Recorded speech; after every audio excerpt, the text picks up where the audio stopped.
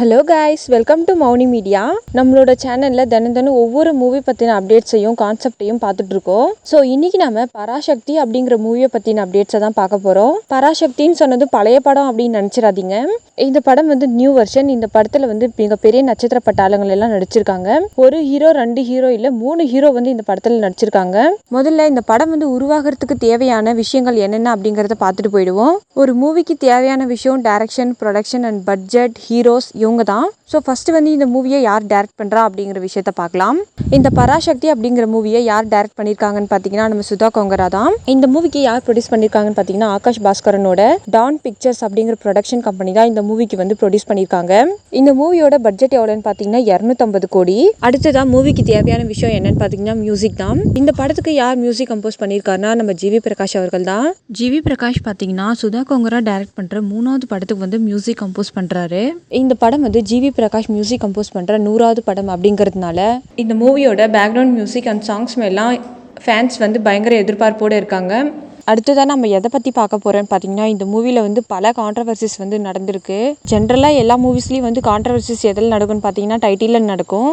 அப்படி இல்லைனா இந்த மூவியோட ப்ரொடக்ஷன், டைரக்ஷன் இந்த மாதிரி விஷயங்களில் நடந்திருக்கும். ஆனால் இந்த மூவியில் பார்த்தீங்கன்னா எல்லாமே கான்ட்ரவர்சிஸாக தான் இருக்குது. அதெல்லாம் என்னென்ன அப்படின்னு பார்ப்போம். வீடியோவை ஸ்கிப் பண்ணாமல் பாருங்கள். முதல்ல இந்த படத்தில் நடிக்கிறது யாருன்னு பார்த்தீங்கன்னா நம்ம சூர்யா அவர்கள் தான்.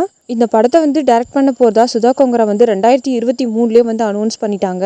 அது மட்டும் இல்லாமல் இந்த படத்தில் துல்கர் சல்மான், நஸ்ரியா நசீம், விஜய் வர்மா இவங்க எல்லாருமே இம்பார்ட்டன்ட் ரோலில் நடிக்க போகிறதாகவும் சொல்லிட்டு இருந்தாங்க. இந்த படத்துக்கு டென்டேட்டிவ் டைட்டிலாக சூர்யா 43 அப்படிங்கிற ஒரு டைட்டிலுமே அனௌன்ஸ் பண்ணிட்டாங்க. இந்த படத்தில் சூர்யா நடிக்க மாட்டாரு அப்படின்னு தெரிஞ்ச உடனே இந்த படத்தில் இம்பார்ட்டன்ட் ரோலில் நடிக்க இருந்த நஸ்ரியா நசீம், துல்கர் சல்மான் இவங்க எல்லாருமே விலகிட்டாங்க. இந்த மூவியில் சூர்யா நடிக்காததுக்கு காரணம் என்னன்னு சொல்லியிருக்காங்கன்னு பார்த்தீங்கன்னா நடிகர் சூர்யா அவர்கள் பார்த்தீங்கன்னா 2024 ரிலீஸ் ஆன கங்குவா அண்ட் சூரரை போற்று மூவியோட ஹிந்தி ரீமேக்கான சர்ஃப்ரா அப்படிங்கிற மூவிலேயே ரொம்ப பிஸியாக இருந்திருக்காரு. அதனால தான் இந்த மூவியில் அவரால் நடிக்க முடியல அப்படின்னு சொல்லியிருக்காங்க. அதுக்கப்புறமாவுமே இந்த மூவி பற்றின சில சர்ச்சைகள் எழுந்துட்டே தான் இருந்துச்சு. இந்த மூவிலேருந்து சூர்யா வெளியே போனதுக்காக இன்னொரு காரணமும் சொல்லப்படுது. அது என்னன்னா இந்த மூவியில் சூர்யா நடிக்கிறதுக்காக தன்னோட உடல் எடையை குறைக்கணும் அப்படின்னு சொல்லியிருக்காங்க. அதுவுமே இவர் இந்த மூவிலேருந்து விலகிறதுக்கு ஒரு காரணம் அப்படின்னு சொல்லப்படுது. இந்த படத்தில் விஜய் வர்மா, அஜய் தேவகன், அதித்தி சங்கர் இவங்க எல்லாருமே நடிக்க போகிறதாகவும் சொல்லிட்டு இருந்தாங்க. வர்மா பார்த்தீங்கன்னா இந்த மூவியில் வில்லன் ரோலில் நடிக்க போகிறாரு அப்படின்னு சொல்லிட்டு இருந்தாங்க. இது மட்டும் இல்லாமல் இன்னும் சில ஷாக் நியூஸுமே இந்த மூவியில் கொடுத்துருந்தாங்க. அது என்னன்னா டைரக்டர் லோகேஷ் கனகராஜ் இந்த படத்தில் நடிகராக அறிமுகமாக போகிறாரு அப்படின்னு ஸ்டார்டிங்கில் சொல்லிட்டு இருந்தாங்க. ஆனால் அந்த மாதிரி எதுவும் இல்லை அப்படின்னு ப்ரொடக்ஷன் டிபார்ட்மெண்ட் சொல்லிட்டாங்க. அதே மாதிரி இந்த படத்தில் விஷால் தான் வில்லன் ரோல் பண்ண போகிறாரு அப்படின்னு ஒரு பேச்சு இருந்தது.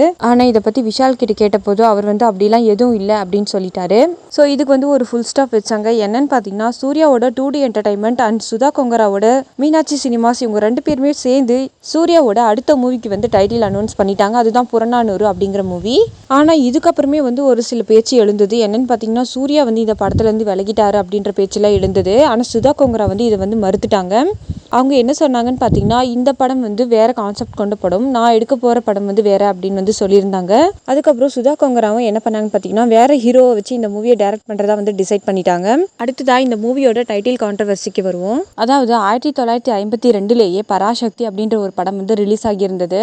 இந்த படத்தை யார் டைரக்ட் பண்ணியிருந்தாங்கன்னு பார்த்தீங்கன்னா கிருஷ்ணன் அப்படிங்கிறவர் தான். அதோட இந்த படத்துக்கு ஸ்டோரி யார் எழுதியிருந்தாருன்னு பார்த்தீங்கன்னா நம்ம முன்னாள் முதலமைச்சர் கருணாநிதி அவர்கள் தான். இந்த படத்தோட கதைக்களம் என்னன்னு பார்த்தீங்கன்னா 2ஆம் உலக போராட ஒரு குடும்பம் எவ்வளோ பிரச்சனைகளை சந்திக்குது அப்படிங்கிறத பேஸ் பண்ணி தான் இந்த மூவியோட கதை வரும். அதே மாதிரி இந்த மூவியில் நடிகர் திலகம் சிவாஜி கணேசன் அவர்கள் தான் லீட் ரோல் பண்ணியிருப்பாரு. இவர் பார்த்தீங்கன்னா அந்த மூவியில் நீதிக்காக போராடுற ஒரு மனிதனாக இருந்திருப்பாரு. இந்த படத்தில் பிராமணர்களோட பழக்க வழக்கத்தை தப்பாக சித்தரிச்சிருக்காங்க. அதனால இந்த படத்தை ரிலீஸே பண்ணக்கூடாது அப்படின்னு சொல்லி தடை போட சொல்லி கேட்டிருப்பாங்க.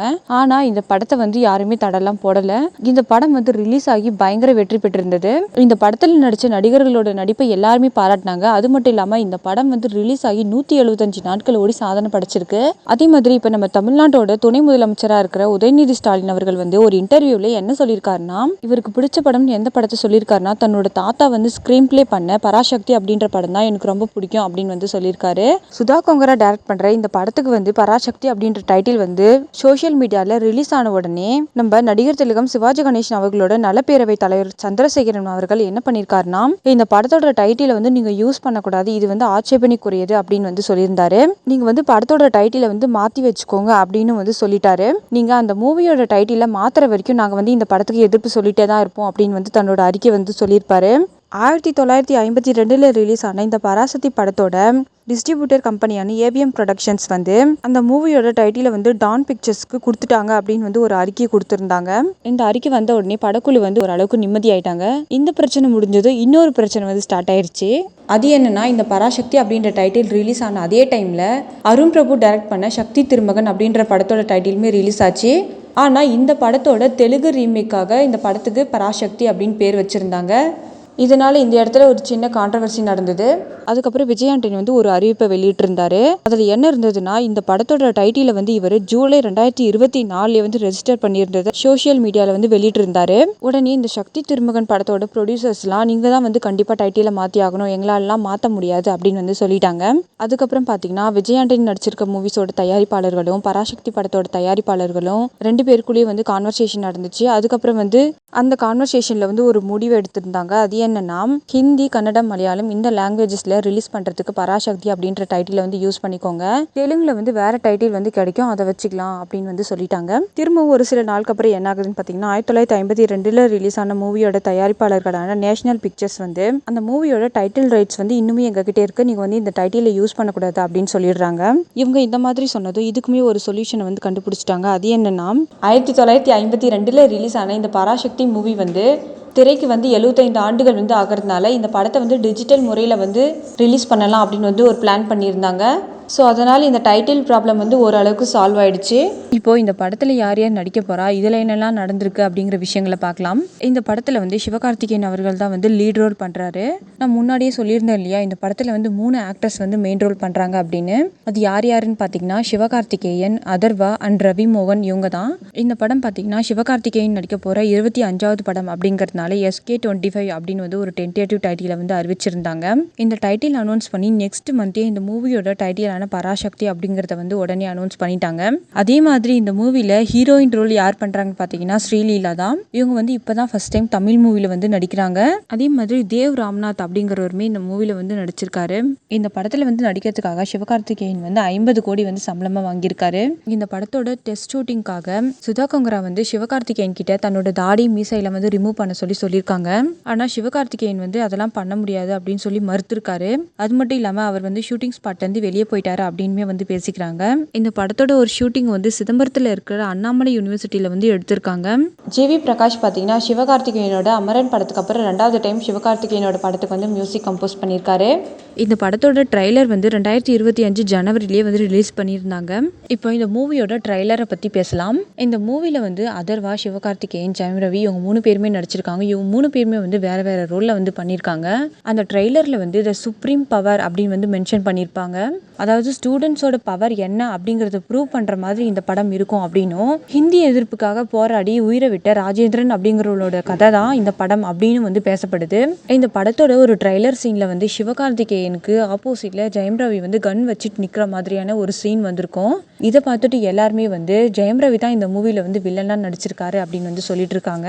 இந்த படத்தில் வந்து சிவகார்த்திகேயன் ஒரு காலேஜ்லையும் அதர்வா ஒரு காலேஜ்லையுமே படிச்சிருக்கிற மாதிரியான சீன்ஸ் இருக்கலாம். காலேஜில் படிக்கிற ஸ்டூடெண்ட்ஸ்க்கு எதிராக வந்து ஏதோ ஒரு பிரச்சனை நடக்குது. அந்த பிரச்சனையை சால்வ் பண்ணுறதுக்காக ஸ்டூடெண்ட்ஸ் எல்லாரும் ஒன்று சேர்ந்து போராடுற மாதிரியான ஒரு சீன் வந்திருக்கும். இதை பார்த்துட்டு எல்லாருமே வந்து அந்த ஓல்டு பராசக்தி படத்தில் வர சீன் மாதிரி இருக்கு அப்படின்னு வந்து பேசிக்கிறாங்க. ஒரு பிரச்சனைக்காக போராடுறது வேணா சேமா இருக்கலாம், ஆனால் கான்செப்ட் மாறும் அப்படின்னு நான் நினைக்கிறேன். நீங்கள் இந்த மூவியோட ட்ரைலரை பார்த்துருந்தீங்கன்னா உங்களுக்கு என்ன தோணுது அப்படிங்கிறத வந்து கமெண்ட்டில் சொல்லுங்கள். அதே மாதிரி இந்த பராசக்தி படத்தை வந்து 2025 சென்டரில் வந்து ரிலீஸ் பண்ண போகிறதா சொல்லியிருக்காங்க. இந்த படத்தை வந்து தமிழில் மட்டும் ரிலீஸ் பண்ணாமல் இதே நேமோட தெலுங்குலுமே டப் பண்ணி ரிலீஸ் பண்ண போகிறதா சொல்லியிருக்காங்க. இந்த படத்தை ரிலீஸ் பண்ண போகிறது யாருன்னு பார்த்தீங்கன்னா ரெட் ஜெயண்ட் மூவிஸ் தான். இந்த மாதிரி இன்ட்ரெஸ்டிங்கான மூவி அப்டேட்ஸை தெரிஞ்சுக்க எங்கள் மௌனி மீடியா சேனலில் ஃபாலோ பண்ணுங்கள். தேங்க்யூ.